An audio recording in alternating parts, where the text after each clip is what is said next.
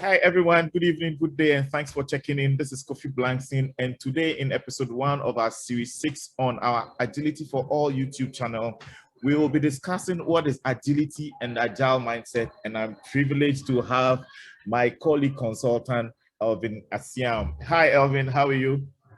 Hello, Kofi. Hi, everyone. Good. Welcome.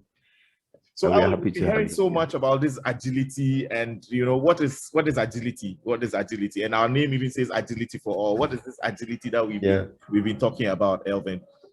uh, I think it's an amazing word, but Yeah. it comes from the word agile. And simply put, agile is all about um, moving fast and intelligently. But now it's been drawn into a whole different meaning, which means more of being able to accept change when it's Yeah. needed Mm, and working fast and being able to sort of change. And this also has led to business agility, as we know, mm, that it's a way of planning and doing work in which it is understood that making changes as they are needed is an important part of the job. So business agility is always more like a company is always in a position to take account mm, of market changes and mm, to satisfy the customer. And mm, agile is really customer centric, which mm, means it's all about satisfying the customers mm, and mm, giving the best they mm. can to the Yeah. customers. So yeah, that's agility and a bit of agile. So being able to accept change and work on the changes and being customer centric. Amazing. So essentially, Uh, you're saying that agility is a ability for a business to respond to changes quickly, right? And then especially those changes that can become external. And so when we talk about external changes, we can give an example like COVID and what has happened to many yeah. businesses today, correct? Mhm. Okay. Yeah. And then you also throw in a little bit about having an agile mindset. And then you say Mhm. it's a way of thinking, right? Are Yeah. there any Yeah. specific values that you want to talk about that supports the whole Mhm. agile mindset? Yeah. So actually having a whole agile to talk about agile, it means you Yeah. have to get the agile mindset Mm, before you can build an agile company mm, or an agile culture. You need a culture before you can actually build an mm, agile company. mm, mm. So the agile mindset is like a culture that implements with the incentive to accept or adapt the cultural norms. So So if you want it's a way to, of thinking. yeah, if you It's a way really of want to thinking. implement Okay. agile, Mm, it has to become part of your company's culture. So you mm, think like an agilist. You okay. think of accepting change. You think of satisfying the customer Mm, no matter what. And these are a lot of attitudes and how do you call it? Yeah, a lot of attitudes and behaviors that should support how you do things. And I mm. really love the Scrum 5 values. Maybe just to talk about it a bit. Sure, And sure. Please go ahead. I know Kofi, you love the Scrum 5 values, but this time around, I'd like to.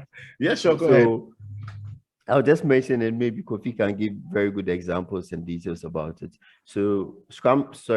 Those of you who don't know, Scrum is A um framework. a framework under the Agile umbrella. So the couple of frameworks that depict the nature of Agile and they help you to work. So Scrum is a part of it, and then the five values of the Scrum five values are focus, commitment, respect, openness, and courage. So these are the Scrum five values that you have to sort of use while you are working with this framework. So Kofi loves this. I'll just leave Yeah, that so to no, so him. it's fine. You really, I guess like when I talk about these values, right? Because no matter what, you cannot have this mindset without having these values. I mean, these values Mhm. are, to your point, Elvin, these are the values that drives the whole mindset, regardless of where you sit. And then there's so much Yeah. today, you would agree with me. And we say a lot of VUCA, and maybe because of our friends who probably are joining us or listening to us for the first time, VUCA is volatility, uncertainty, complexities, and anxieties. There's so much uncertainty that's happening around. So the only thing that can help with, stemming that uncertainty is this five values. And so I think, Elvin, you talk about commitment, and regardless of what goals that we have set for ourselves, I think that once we are committed to it, we are going to achieve or win. And I like the way you introduce it about making clients happy. Today clients have Yeah. become very extremely dynamic, you understand? They are running with organization that is, serving them the most, delivering value to them. And, no matter what, once you give them value, they pay a premium for that. So I think commitment, to delivering the client's value is, or making the client happy is number one. There's another one that is on focus, right? And so you've got to focus, because again, there's so many distractions around us, but so long as you decide that, hey, look, and you stick to this value that says, hey, I want to be focused, no matter what happens, that, I want to deliver XYZ for the client. I think being open and in other words, being transparent also is another value, which is quite good. Not quite good, but it's very good as well. And it's so very important that no matter what progress you are making, you need to show clients and say, hey, look, this is what we are doing, or this is what we've done, this is what we plan to do. Right. And so if there's any contribution that they want to make to what you are building, I think they'll be happy to make those contributions rather than wait till the end, and come and show them and they say, hey, no, I didn't ask for this. I think for us, even as an agilist or being in an agile team, another value which is very important, Alvin, is the value on respect. Guys, today respect is a huge thing. Organizations are very hierarchical in itself. So you have a deputy MD, you have an MD, you have a CEO, you have a chairman. But if you're agile in itself, it's a flat organization, and so there's respect from everyone, regardless of where you sit or where you're coming from, what your background is. And that's a bit around whether no matter how diversified we are all included, because we have this mindset, and that's what really drives. And everyone is important. Everyone, absolutely. You got it right, Alvin. Is every one of us is important. I think the last but not the least is courage, and especially in a part of the world, developing, countries. I think courage is a thing that, we need to build. And, once you adapt or embrace this agile mindset, I think it's important that, we begin to show some courage to say, hey, look, whatever obstacles that are going to, arise or be in our way, or what we call impediments, we are going to surmount them and take care of those ones. Yeah. Good. And then maybe I don't know, Elvin, go ahead. Sorry, you wanted to say something. I think now in our world, we don't really have to see challenges as hurdles or things that block us anymore. Challenges should be more of opportunities to make more, opportunities to satisfy customers and to solve problems. Because if there's no challenge, then there's no solution. Absolutely. And then the solution becomes money. I met with one friend who is also a Scrum trainer from the Netherlands. His name is Steven van der Hoevel. He said, have you identified a challenge or a problem? I said yes. Said, do you have a solution to the problem? Said yes. And then he just wrote the equal sign. It's equal to money. And I think that if that's how we have to think about things. But then diving into the 4 Agile manifesto, we have individuals and interactions over processes and tools, which means the way the individuals, the customers, the workers, those who are building the product. It's essentially about people. It's about the people. Exactly. Right? Exactly. And then the ones who the products are being built for are in constant collaboration, are in constant talk. I mean, that's how, just look at the interactions and the individuals, how good they are doing. And then you will choose that over the processes and tools. And sometimes we think, oh, having the best tool is the right way to go, having the right process will achieve the results. But the individuals and their interactions will achieve the results. So the things that I mentioned earlier, that's the individuals and interactions are chosen over processes and tools. And then the second one is customer collaboration over contract negotiations. Like I'm saying that Agile is customer centric. So it's all about how you encourage the customer to be a part of your collaboration, how the customer collaborates with you, the inputs that the customer has, and the way you listen to the customer and the way you respond back to the customer. The collaboration from the customer side is chosen over, how do you call it? Oh, you are muted. Hello, Kofi, you are muted. Sorry, I think we lost the connection a little bit. Yes. Yeah. Maybe once you are back, you can go on with the the 4 Agile manifesto. All So right. I mentioned Yeah, you individuals should be and talking about the interactions customer over collaboration policies. over the contract negotiation. I think that's a very Mm-hmm. fantastic one. Another one also that I like is the bit around, you know, working software over comprehensive documentation, right? And so working software over comprehensive documentation. A lot of the time we've been focused on let's get the documents in place. Let's put the requirements together. Let's put out the user manual and all those things. Meanwhile, what we are trying to do for the client, or what we are trying to develop for the client, or the satisfaction we are looking to bring to the client is not complete, right?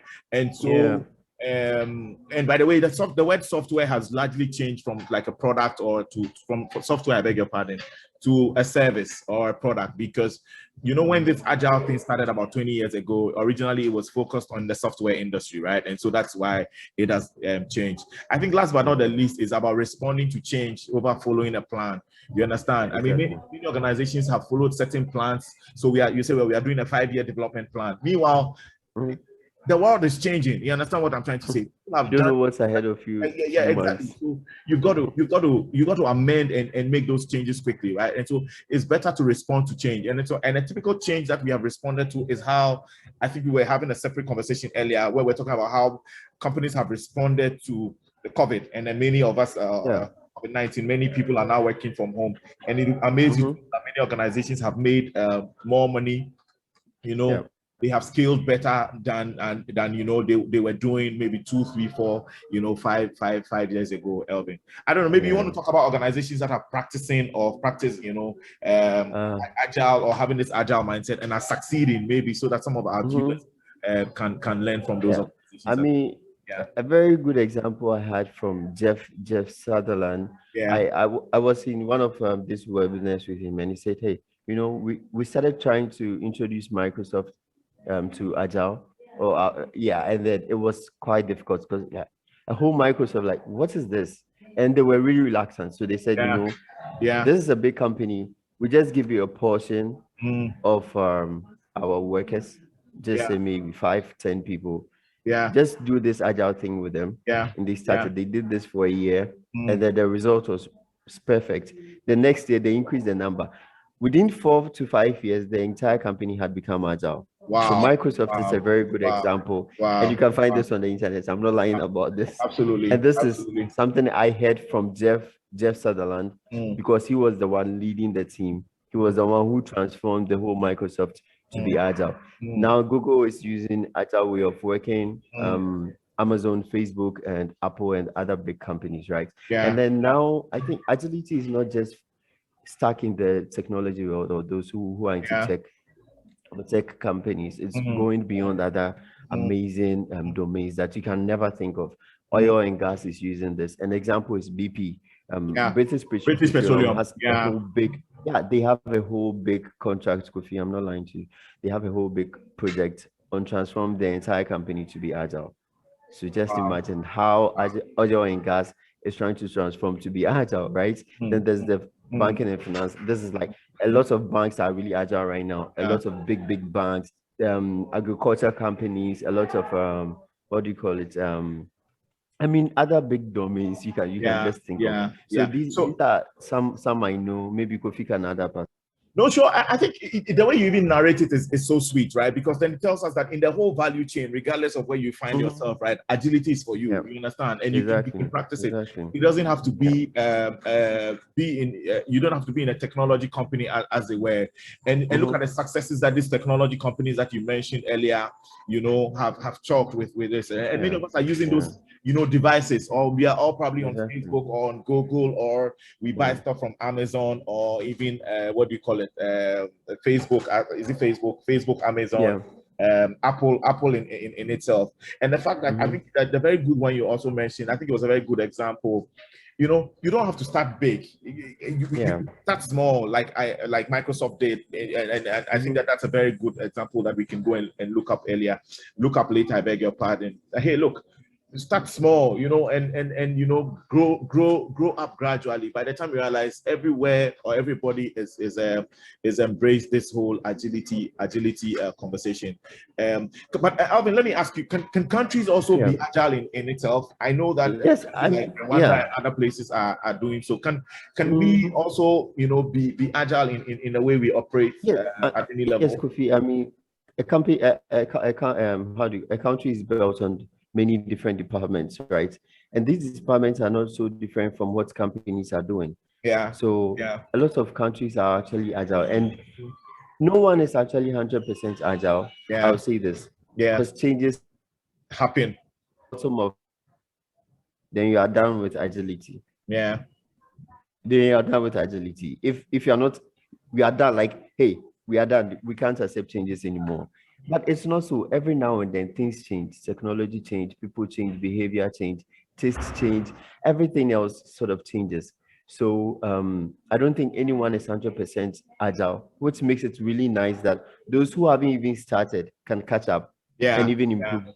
Yeah. So a lot of countries are agile because now with job requirements, a Yes. lot of these companies in the country require you to be agile, which in turn, after some years, the whole country then become agile. Because if the companies in there are becoming agile, then the institutions, the government institutions, the ministries, you know, even the parliament will be agile, and this is so possible. Yeah. One good thing that actually happened, and it's also on the internet, is so the Nana Bambara, maybe a lot of people know him as oh yeah, I've forgotten his other name, but yes, Aban, Nana Barbara Aban, you Nana referring Ban, to, sorry, yeah, Aban, yeah, Nana, yeah, he's the owner of Akaditi, Akaditi, and yeah, product owner for Akaditi, yeah, and they had this agile project for Ghana Police, and it yeah, was successful. amazing. So just Yeah, I know, I remember that someone would story. just ask, I mean, how can a whole police, Ghana Police, try to be agile? What are they using it for? But they have their purpose, and it's seven.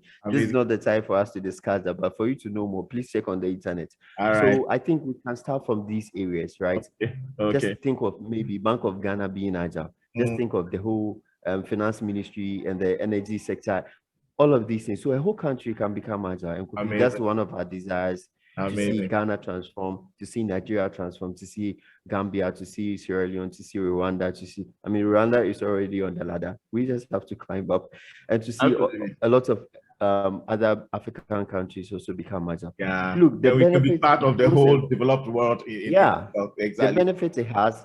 I think we're going to come to benefits in our next conversation. Yeah, we're going to come to benefits. Yeah, but I think Nigeria has already started, right? They are on a very good trajectory. If you follow them, I mean, you realize that they know where they are headed, right?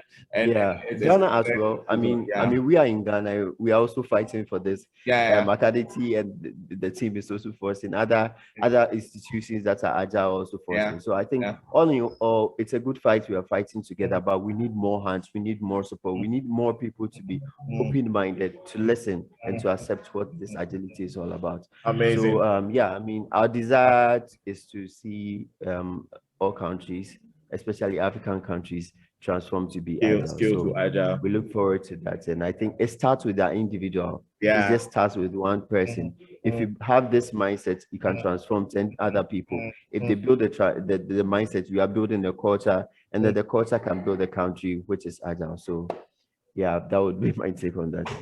Thank you very much, Elvin. Thank you so much. I think with that, we have come to the end of our time today. We hope that you find this information useful. And as always, I implore you to subscribe to our socials and subscribe to our Agility for All channel on YouTube channel. Next week, we'll be back and we'll be discussing, more information about our Agile world. We'll be talking about what's in it for me. You were trying to talk about benefits earlier, and I think next time we will draw largely on the benefits, particularly for agility organizations, what the pros are, what the cons are, and of course, what the benefits are. I think that'll be a very good conversation to have. So Elvin, thank you so much for your time. Thank you very much, viewers. You can subscribe to our channels, like I said, and thanks so much for joining us. Take care and bye for now.